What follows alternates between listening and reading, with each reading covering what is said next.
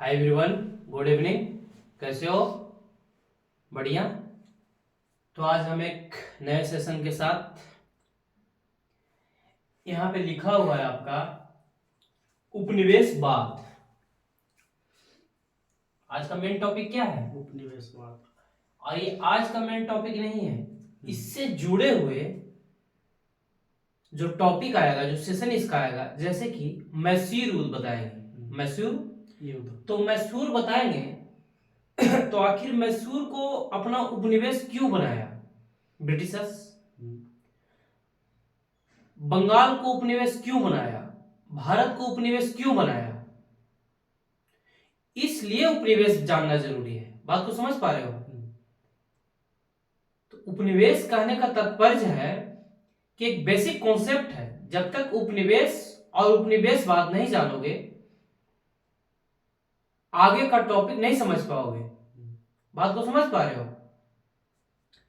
तो यहां पे लिखा हुआ है, ये जो लिखा हुआ है उसको हटा दो, इसको घर पे नोट करना है, यहीं पे नोट करना है। लेकिन हम जो बताएंगे अपने माध्यम से, यहाँ पे अपनी भाषा में, और एक बेसिक के तहत जो हर किसी को समझ में आ जाए। उपनिवेशवाद कहने का तात्पर्य है कि कोई भी मातृ देश जब किसी दूसरे देश पर अपने आर्थिक हित के लिए उस देश पे नियंत्रण स्थापित करता है तो उसे उपनिवेशवाद कहते हैं। ये टेक्निकल परिभाषा हो गया। लेकिन अब सिंपल परिभाषा देखा जाए तो, जैसे कि देखो, ये यूरोप है। यूरोप में एग्जांपल ले लेते हैं ब्रिटिश। दम गौर से समझना, ठीक है? और ये हो गया हमारा प्यारा भारत। अब तो भारत हो गया, इंडिया लिखना अब उचित है भी नहीं। इंडिया एक कॉलोनियल लिगेसी के दिखाता है, मतलब बताएंगे कि इंडिया क्यों था और भारत क्यों था आगे के चैप्टर में। तो यूरोप जो है, इसे बोलते हैं क्या? मातृदेश। क्या बोलते हैं? मतलब मातृदेश इसे नहीं बोलते, किसी को भी बोल सकते हैं। और ये जो हो गया, अब यूरोप, अब क्या बोले, जब कोई मातृदेश अपने आर्थिक हित के लिए किसी दूसरे देश पर नियंत्रण स्थापित करता है, तो कौन है? ब्रिटिश है। अब ब्रिटिश जो है किसको गुलाम बनाता है? भारत को। अब भारत में एक बताया था कि बंगाल जो है, बंगाल बहुत समृद्ध क्षेत्र रहता है। समृद्ध क्षेत्र कहने का मतलब है कि जो भारत से यानी बंगाल से स्पेशली जो माल निर्यात होता है यूरोप में, एक्सपोर्ट होता है, 40% कहां से होता है? सिर्फ बंगाल से। 40% सिर्फ बंगाल से निर्यात होता है। तो भारत आर्थिक दृष्टि से बहुत समृद्ध था, मतलब सुखी संपन्न था, क्योंकि भारतीय वस्तु का बहुत ज्यादा मांग था। कहां? ब्रिटेन में, यूरोप में या ब्रिटेन में, कहीं भी। और यूरोप का वस्तुओं का भारत में मांग नहीं था, क्योंकि भारत एक खुद समृद्ध देश था।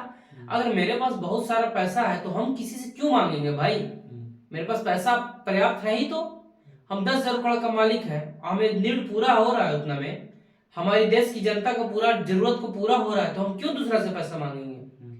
तो सेम ये है कि भारत बहुत समृद्ध क्षेत्र था। अब भारत के पास मतलब जो देखा जाए तो सूती बस बहुत ज्यादा था, मसाला था, बहुत सारा मतलब सामान था जो कि ब्रिटेन को जाता था। अब यहां पर हम आपको पहले भी बता चुके यूरोपियों का आगमन। यूरोपियन आता है क्या? स्पेशल आर्थिक उद्देश्य, यानी व्यापार करना ही माध्यम होता है। अब व्यापार करना भारत में क्यों माध्यम होता है? क्योंकि भारत के पास एक अच्छा संसाधन है, भारत के पास एक अच्छा स्रोत है।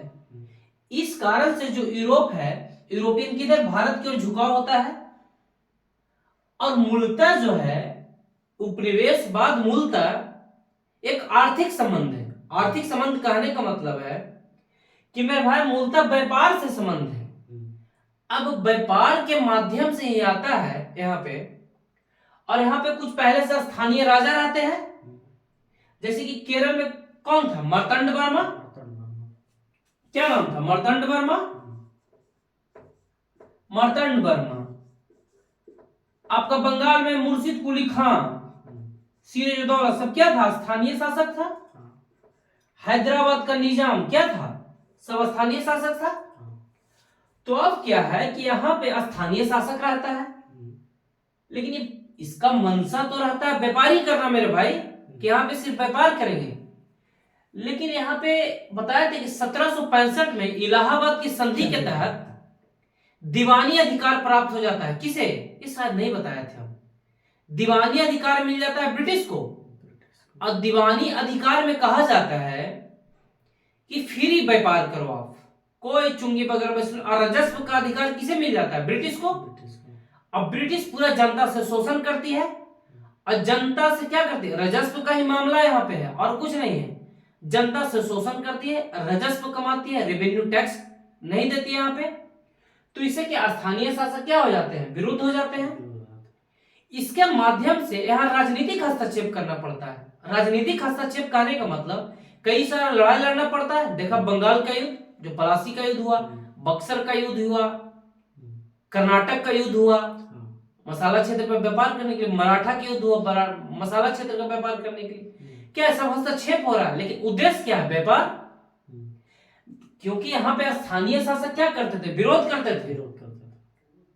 अब स्थानीय शासक विरोध करते थे तो जो ब्रिटिश था वो सोचता था कि भैया पूर्ण रूप से हम क्या करें कि यहाँ पे बिना टैक्स दिए हुए व्यापार करें, न टैक्स दे। इसलिए क्या मतलब कब्जा करना शुरू कर देते हैं, लड़ाइयां करना शुरू कर देते हैं। क्योंकि विरोध तो करेगा नहीं, हमारे घर में आएगा और कोई टैक्स नहीं, बिना किराया का रहेगा तो भाई हम उसको निकालेंगे ना, विरोध करेंगे ना।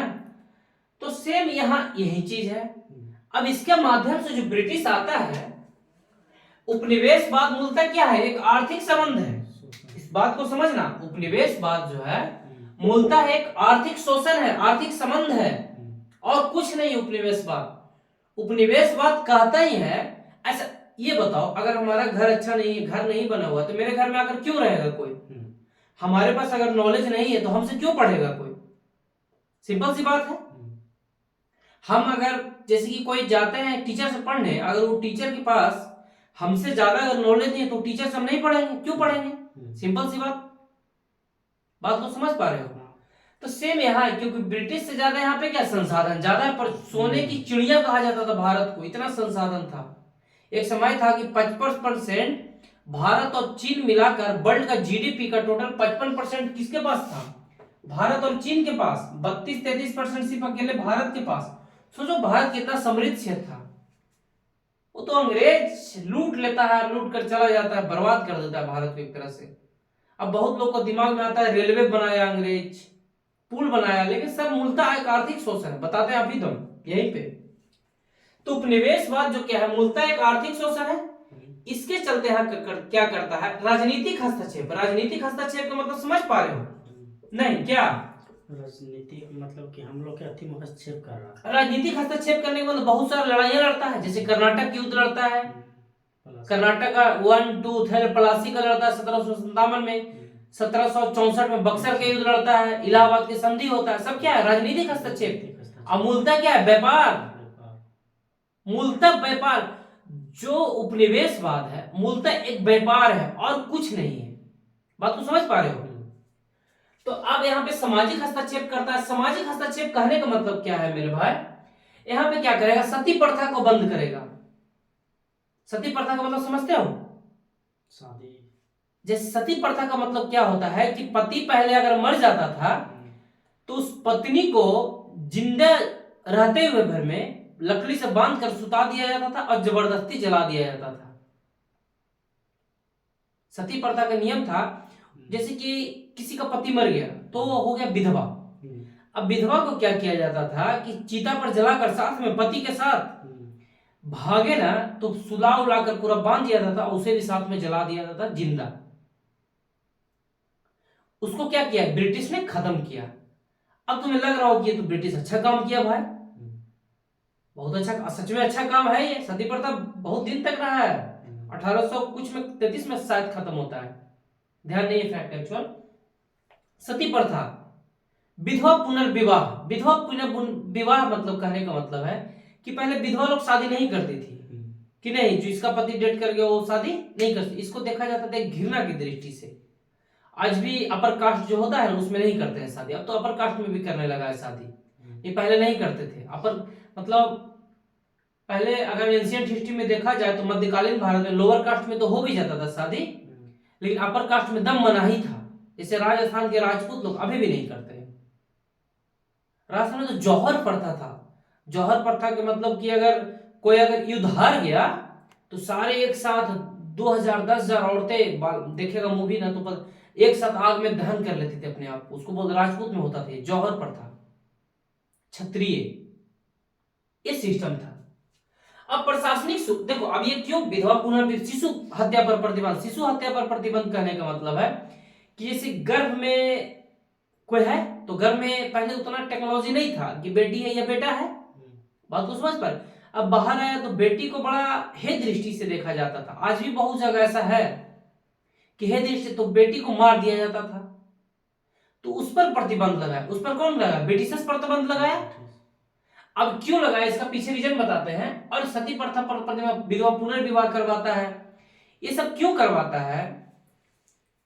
क्योंकि अगर ब्रिटिश को यहाँ पे सामान बेचना है, यहाँ पे ज्यादा से ज्यादा व्यापार करना है, तो भारतीयों लोग को अंग्रेज मतलब ब्रिटिशर्स में रुचि जगाता है। रुचि का मतलब ये जो फटा जींस पहने हुआ है, ये जो जैकेट पहने हुए, क्या है? सब ब्रिटिशर्स का देन है, पश्चिमी सभ्यता का देन है।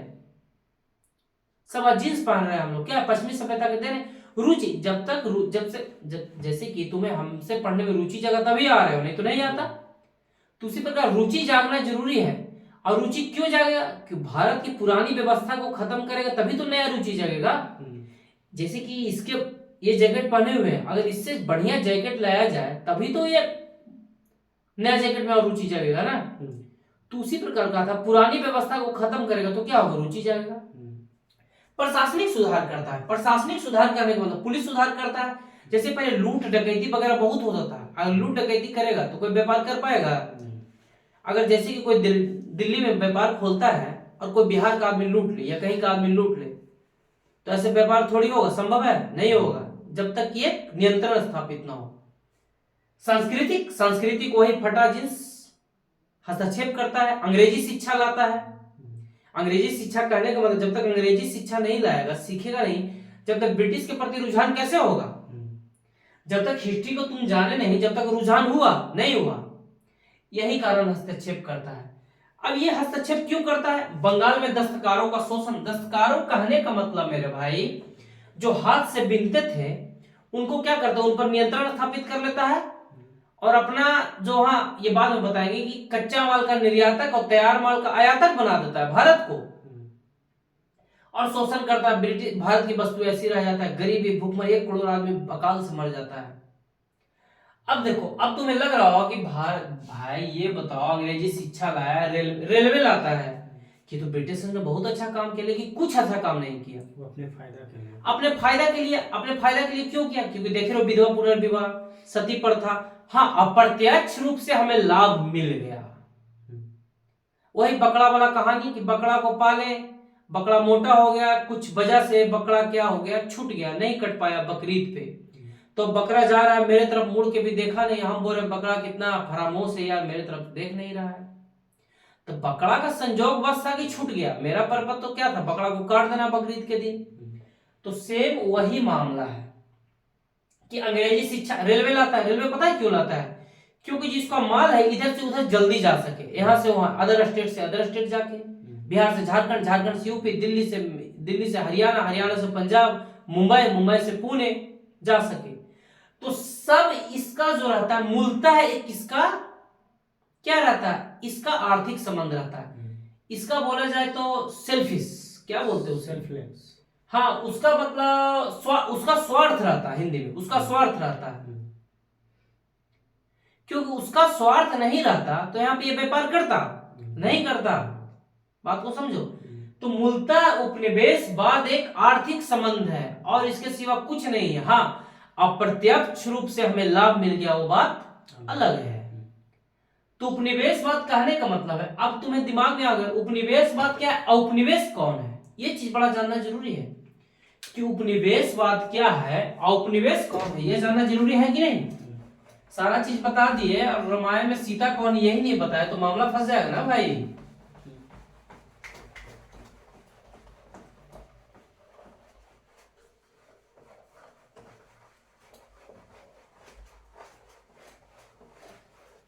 अब देखो,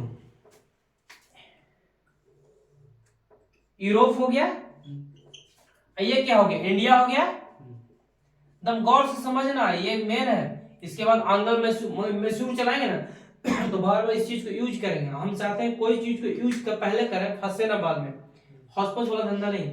ये क्या हो गया, यूरोप है। तीसरे क्या बोले थे, मातृदेश, ठीक है। अब मातृदेश किस पर नियंत्रण स्थापित कर रहा है, यानी भारत पे नियंत्रण कौन स्थापित कर रहा है, यूरोप। अब यूरोप नियंत्रण स्थापित कर रहा है तो ये जो भारत हुआ यूरोप का उपनिवेश हुआ। नहीं समझा,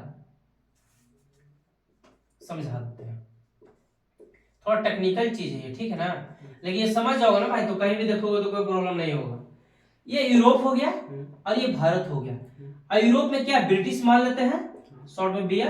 अब ब्रिटिश जो है भारत को गुलाम बनाता है, बात को समझना। और जो देश गुलाम बना, जिस पर नियंत्रण स्थापित किया, उसी को उपनिवेश कहते हैं। जैसे कि हम हैं, किसी आदमी को गुलाम बनाते हैं। कोई माना कि कोई महेश आदमी है, हमारा नाम हो सौरभ, तब हम सौरभ नाम का लड़का किसी महेश पर नियंत्रण स्थापित कर लेता है, तो महेश हमारा गुलाम हुआ, उपनिवेश हुआ। यानी सौरभ का उपनिवेश कौन हुआ, महेश। यानी यूरोप, ब्रिटिश जो है भारत को गुलाम बनाया, यानी ब्रिटिश का उपनिवेश कौन हुआ, भारत। बात को समझ पा रहे हो। अगर भारत ब्रिटेन को गुलाम बनाता तो भारत का उपनिवेश कौन हो जाता, यूरोप, ब्रिटिश। बात कर। और उपनिवेशवाद इसको कहेंगे, उपनिवेशवाद मूलतः एक आर्थिक शोषण है। उपनिवेशवाद एक परिभाषा हो गया। और उपनिवेश मतलब ब्रिटिश का उपनिवेश भारत, फ्रांस का उपनिवेश भारत। बात को समझ पा रहे हो। जिस तरह से चाइना की स्थिति है, हमको तो लगता है कहीं चाइना का उपनिवेश न बन जाए पाकिस्तान। पाकिस्तान डिफॉल्ट कर गया, आटा 500 रुपए किलो, 600 रुपए केजी, घर में खाने का औकात नहीं है, अरे AK-47 सप्लाई कर रहा है तो भीख मांगेगा ही। जब तक तुम्हारे पास पैसा नहीं है, जब तक बोलना बंद कर दो। एकदम ये नियम अंतरराष्ट्रीय स्तर पर भी देखो, अब भारत के स्तर पर देखो कि जिसका आर्थिक खराब हुआ उसका कोई सुनने वाला नहीं है। एक समय था कि पाकिस्तान का सबसे अच्छा दोस्त अमेरिका था, आज भारत का सबसे अच्छा दोस्त अमेरिका है। आज अगर अमेरिका को अगर खांसी होता है तो पूरा विश्व को खांसी होता है, क्योंकि अमेरिका पास पैसा है। अमेरिका, आज जिसके पास पैसा वो पावरफुल। नम नियम है, कोई अपर कास्ट कोई लोअर कास्ट अब नहीं है, सिंपल सी बात, पैसा। पैसा है भाई तो बस, कहावत है, जब जेब में पैसा हो तो पूछता भाई तू कैसा है। तो सेम वही है कि एकदम अंतरराष्ट्रीय स्तर पर देखो कि पाकिस्तान एक मतलब अच्छा खासा देश था। आज देखो भारत भारत हर जगह नाम हो रहा, क्यों? क्योंकि भारत $2 ट्रिलियन का इकोनॉमी हो गया भाई, बढ़ गया बहुत ज्यादा। 2047 तक डेवलप्ड कंट्री होगा। आज मोदी जी कहीं जाते तो सीना चौड़ा करके खड़ा होते, क्यों? कि पैसा है। एक समय था लाल बहादुर शास्त्री के पास कोट नहीं था तो दूसरा से कोट पहन कर गए थे, तो भारत की स्थिति ये था। आज भारत देखो, गाय का गेहूं नहीं सुअर का गेहूं भेजता था यही अमेरिका। आज यही अमेरिका देखो मोदी जी को स्पेशल इनविटेशन करता। मोदी जी को प्रधानमंत्री कह सकते हैं, मोदी जी तो नाम हुआ, प्रधानमंत्री पद है, हम प्रधानमंत्री पद को मानते हैं, मोदी को तो मानते नहीं है। प्रधानमंत्री के पद का गरिमा को मानते हैं।